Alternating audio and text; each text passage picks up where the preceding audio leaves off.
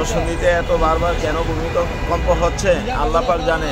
আবার ভূমিকম্প হয়েছে, আমরা নরসিংদীবাসী খুব আতঙ্কের মধ্যে আছি। কিছুক্ষণ আগে দুপুরবেলাও একবার হয়েছে ভূমিকম্প। 30 ঘন্টার মধ্যে 3বার ভূমিকম্প হয়েছে নরসিংদী। আমরা নরসিংদীবাসী পুরো আতঙ্কের মধ্যে আছি।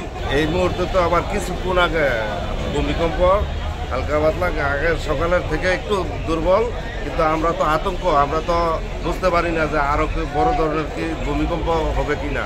নরসিংদীতে এই মুহূর্তে আমরা পাইলাম কিছুক্ষণ আগে। তা আমরা কি করতে পারি আমরা তো বুঝতেছি না।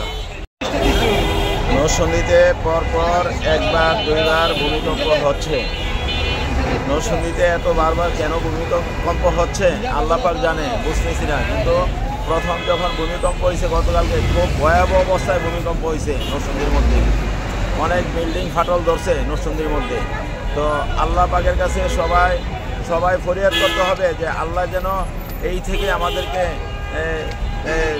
ভূমিকম্প থেকে যাতে আল্লাহ রেহাই দেয়, এবং ভূমিকম্পে যেন না হয় সেই জন্য আল্লাহর কাছে করুণভাবে কাকুতি মিনতি করুণা করতে হবে, নামাজ পড়তে হবে বেশি বেশি।